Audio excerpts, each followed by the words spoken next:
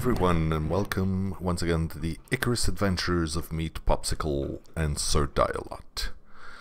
This time we're building for real. So last episode we had built a nice little house in a brand new spot. It was kind of a cool cave-ish place that we had found in the mountain. Obviously we needed more space, at least for now, so I'm growing the house a little bit. My usual method of building a house around the house and then destroying the walls inside, so that at all times we still have a house around us. Now originally I had made a very like a funky looking roof with a weird shape. I didn't not like it, but I thought this time I'd do a little more symmetrical. It's simpler. It would allow maybe later for a second floor. So I went with something a little more straightforward. So as you can see, yeah, I'm just stepping back a little bit here to look at the shape of things. It does look good. I mean, it's simple, but it looks good. We'll probably need to put a little more a serious foundation underneath it all.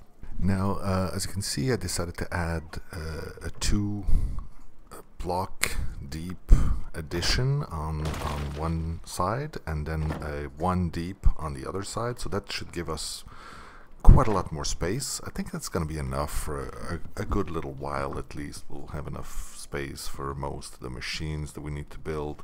And if we want to change that at some point, we can. So I'm also gonna modify the pillars. I'm making those stone pillars just because they're a lot sturdier, and it'll make sure that the roof is properly supported.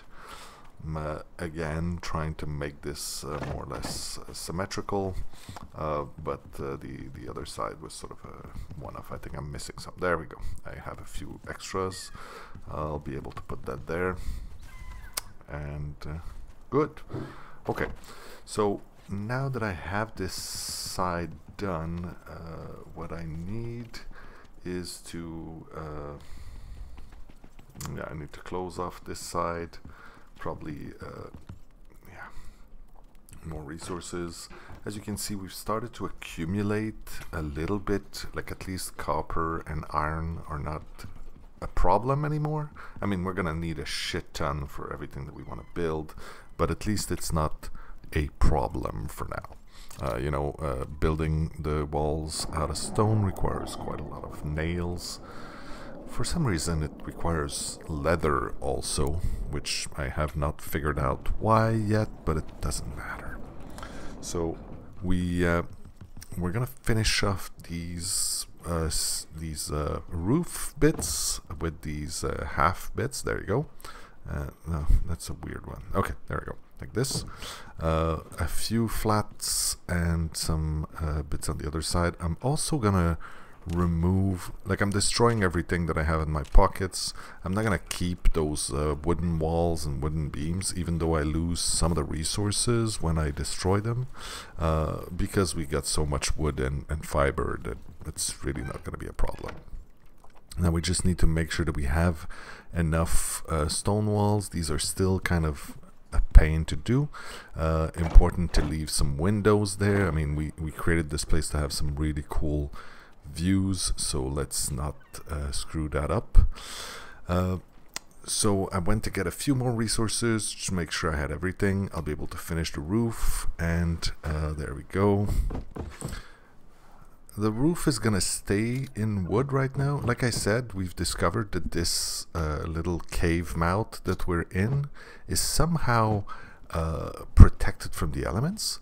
So we can actually keep some stuff out of wood, although I will probably want to finish it in like interior wood, which is a nicer polished look. Getting a few more fibers. I don't know if these respawn, but I'm glad that there's still some fibers around the house. Okay, once that is done, there we go, it's connected. Now the whole place, I can put the last bit in, and now comes the fun part, which is demolishing. Well, I'll take out the windows first because those are kind of nice windows that I made. But now comes the fun time of destroying all the interior walls so that we can enjoy the house that we built. I'm gonna put those windows back in. Those are kind of nice. I'm not exactly sure what the purpose is. Oh yeah, that torch, I picked it up. Okay. Some of these walls, take all of this out. The animation that they did, the sort of breaking apart and the sound, they made it super satisfying to destroy stuff in this game. So I really, it's worth a little shout out here. They did well on that one. Okay, there's a couple of walls left. I'm gonna pick this up, destroy the pillars in the middle. It sounds a little scary, but we're good on the ceiling. Everything is secure. It's built like the wooden walls are not really heavy, and they're on top of stone walls that are extremely sturdy. So once that's done, the house is sort of settled. We can go onwards to adventure. So we decided to go and explore a little bit around the map, try to find some caves. Caves in this game are really how you find all the rare minerals, actually all the minerals. So if you want to get iron and copper, which is pretty much the basic stuff, it's in caves.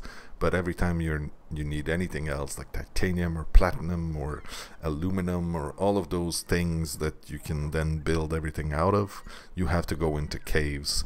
Obviously there's a lot of tools online that tell you, but also if you've played enough, you kind of figure out where the caves could be.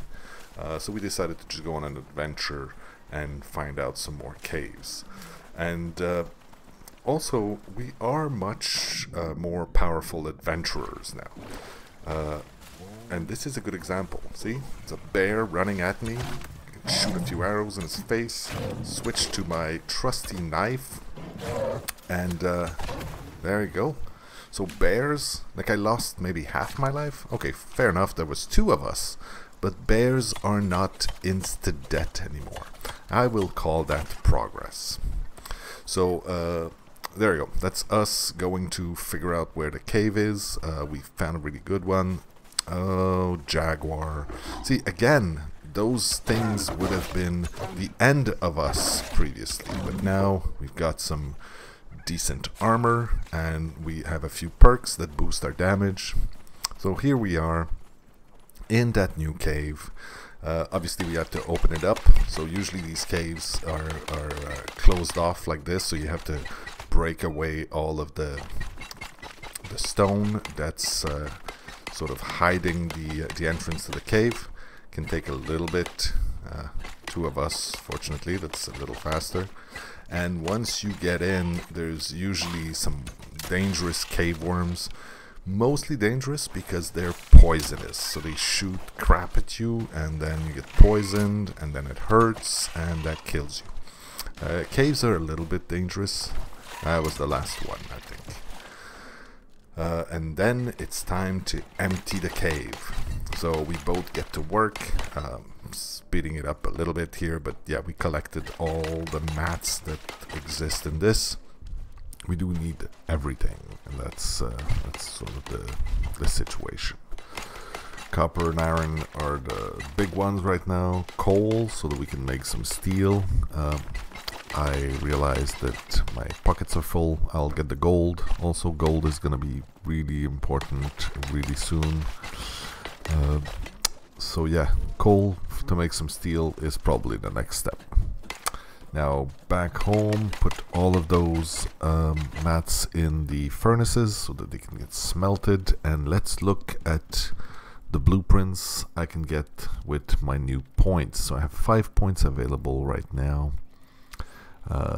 Obviously this is a conversation with my friend Dialot, because we need to make sure we don't overlap, at least not too much. There's some stuff that everybody needs to be able to make, it makes things easier, but there's so many blueprints to have right now that we really need to make sure that we're not doubling down on the important bits. So I'm gonna go for clearly I want to make sure that we have more food, so I think that the wooden crop plot is gonna be necessary here. Yeah, I'll take that, and I'll start building a farm. It means some wood composter, so that I can make some compost. Also, I guess the green version, because you are actually using a refuse. Also, I need some more perk points. I'm gonna take green thumb stuff, just so that the stuff that I plant gets better. And I was waiting for that one. Essentially, this one is that whenever you cut down trees, the wood is collected automatically. Speeds things up quite a bit. So I'm putting a few crop plots here on top of what was the skinning camp. I'll put the composter right here. I need to just fill it up with some berries or other veggies, and this will yield some fertilizer, which is great. So now I'm planting some watermelons, and I'm putting some fertilizer in. I just need to make sure that these things are correctly hydrated so that they can grow big and strong. Clearly I need to put in a rain collector right there, so I always have access to water. Like you can see, it's a huge thing, so once it rains a couple of times, it'll be filled and I don't have to worry about it ever again. So a few more plots. Right now I'm gonna go for melon, mostly because it allows me to make fruit salad, which is kind of good and easy to make if I have melons. Now we have a machining bench now, which is tier 2, I believe, maybe 3, I don't know. Machining bench, it's the next tier of improvements, of innovation. I also built a carpentry bench. Now we have this little nifty concrete mixer. So I'm going to collect all of the stuff that's now smelted out of it. The concrete mixer requires a ton of stone and silica, but in the end it's going to make for really cool concrete that we can then use to make the concrete furnace and a couple of other improvements to the game. Here I'm going to be making some sticks. That's the carpentry bench. Allows you to make a few things out of wood. We make a lot of epoxy in this. Alright, so let's do a little bit of interior decoration here once I get my breath back.